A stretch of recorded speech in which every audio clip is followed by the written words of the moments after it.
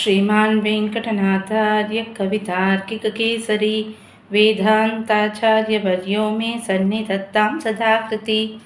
पुष्पपद्धति श्लोकं 321. शौरेः सञ्चारकालेषु पुष्पवृष्टिस्तिवच्छुता पर्यवस्यति यत्रैव प्रपद्येतां पदावनीं.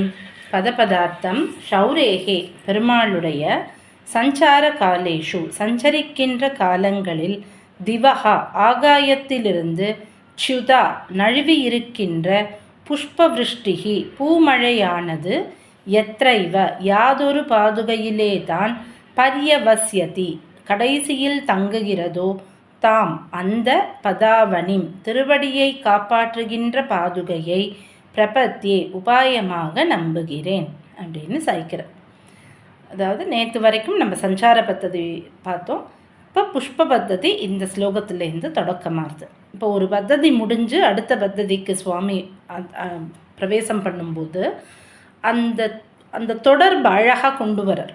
அது நம்ம இங்கே பார்த்தோன்னா சஞ்சார காலேஷு சஞ்சரிக்கின்ற காலங்களில் புஷ்பவிருஷ்டி பூமழையானது அப்படின்னு கொண்டு வரார். பெருமாள் சஞ்சரிக்கின்ற அப்படி சஞ்சாரம் பண்ணுறது எதுக்காகன்னா ஒன்று லோக ரக்ஷணத்துக்காக, இல்லைன்னா அசுரர்களை வெல்வதற்காக, அந்த மாதிரி ஏதோ ஒரு காரணத்துக்காக தான் இருக்கும். அப்படி எதுவாக இருந்தாலுமே அதோட முடிவுன்றது எல்லாருக்கும் சந்தோஷத்தை கொடுக்கக்கூடியதாக இருக்கும். அதனால் தேவர்கள் எல்லோருமே அந்த பூமழையானது பொழியறா, பூவை தூவரா இல்லை பூ மழையாக பொழியறா. ச்சுதா நழுவி இருக்கின்ற ஆகாயத்திலிருந்து நழுவி இருக்கின்ற அப்படின்னு. ச்சுதானா நழுவி இருக்கிறது, அச்சுதா அப்படின்னா நழுவ விடாதவன். அதனால தான் பெருமாளுக்கு அச்சுதன்னு பேர். சுதான்னா நழுவி போகிறது, அச்சுதன்னா நழுவ விடாதவன் அச்சுதன். அந்த மாதிரி ஒரு பூ மழையாகவே அது பொழியறது அப்படின்னு இந்த ஸ்லோகத்தில் சாய்க்கிறார். அப்படி அந்த பூமழையாக பெருமாள் மேலே தேவர்கள் எல்லோரும் வர்ஷிக்கும் பொழுது அந்த புஷ்பங்கள்லாம் என்ன ஆறுது அப்படின்னு பார்த்தோன்னா பெருமாளோட திருவுடல் மேலே அத்தனையும் பட்டு கடைசியாக திருவடியை சேர்றது. எல்லா புஷ்பங்களும் மேலேந்து சேர்க்கும்போது எல்லா புஷ்பங்களும் திருவடியில் வருது. திருவடியையும் தாண்டி பாதுகையில் மொத்தமாக அந்த இடத்துல தான் சேர்றது. ஆக இந்த ஸ்லோகத்தில் என்ன சாய்க்கிறார்னா, புஷ்பங்கள் கடைசியாக எங்கே தங்குகிறதோ அப்பேற்பட்ட திருவடியை காப்பாற்றுகின்ற பாதுகையை உபாயமாக நம்புகிறேன் அப்படின்னு சாய்க்கிறார். ஆக இந்த ஸ்லோகத்தில் அந்த புஷ்பங்கள் எல்லாத்தையும் தேவர்கள் பெருமாள் மேலே சேர்த்தா கூட அது எல்லாம் எங்கே சேர்றது அப்படின்னா பாதுகையால் தாங்கப்படும் திருவடியில் சேர்றதுனால திருவடிக்கே அவ்வளவு பெருமை, திருவடியை தாங்கிறதுனால பாதுகைக்கே அவ்வளவு பெருமையும் சேர்றது அப்படின்னு சொல்கிறோம்.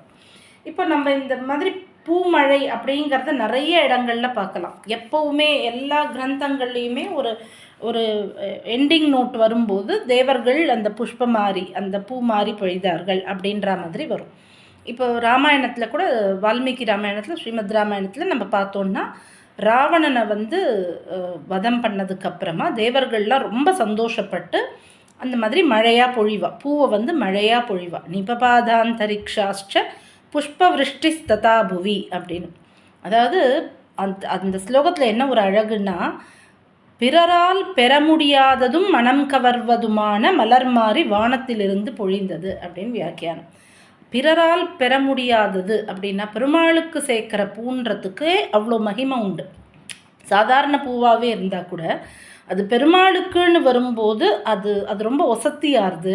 அப்படி மீதி எல்லாருக்கும் சமர்ப்பிக்கப்படுற பூ இல்லை, இது பெருமாளுக்குன்னே பிரத்யேகமாக சமர்ப்பிக்கிறது தேவர்களால் அப்படின்னு சொல்கிறதுக்காக பிறரால் பெற முடியாததும் மனம் கவர்வதுமான மலர் அப்படின்னு அவங்க அங்கே அட்ஜெக்டிவ் கொடுக்குறார் வால்மீகி.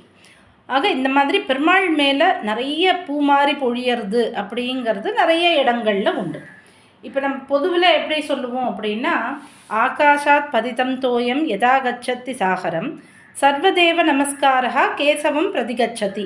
எப்படி வானத்துலேருந்து பொழியிற நீர் எல்லாமே சாகரம் சமுத்திரத்தில் போய் சேர்றதோ அதை மாதிரி எந்த தேவர்களை பூஜித்து நம்ம நமஸ்காரம் பண்ணாலும் அது கேசவனையே சேரும் அப்படின்னு சொல்லுவோம்.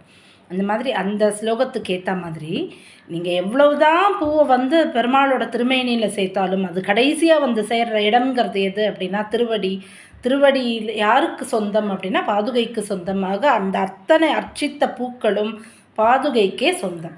அதை ரொம்ப அழகாக நம் சுவாமி இந்த ஸ்லோகத்தில் நமக்கு கொடுக்குறார்.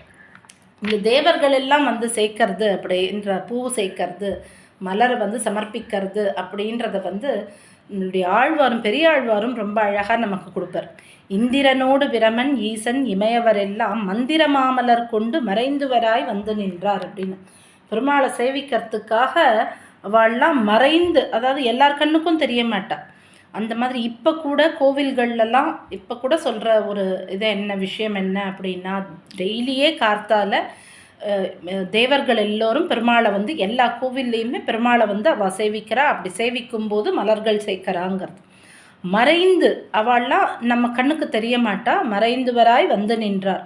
எதை கொண்டு வந்து நின்றார்? மந்திர மாமலர், சாதாரண மலர் இல்லை, மாமலர், ரொம்ப வசதியான மலர், அதுவும் மந்திர மாமலர், மந்திரங்களோடு, அதாவது அவ வேத மந்திரங்கள் சொல்லி ஜபிச்சு அந்த அந்த புஷ்பங்களை பெருமாளுக்கு சேர்க்குறான். அவ்வளவு வசதியான அந்த புஷ்பங்கள் கடைசியில் யாருக்கு சொந்தமாகுதுன்னா பாதுகைக்கே சொந்தமாகுது. ஏன்னா அது திருவடியை வந்து சேர்றது, திருவடியில் சேர்க்கப்பட்ட புஷ்பங்கள் எல்லாமே பாதுகைக்கு தான் சொந்தம்.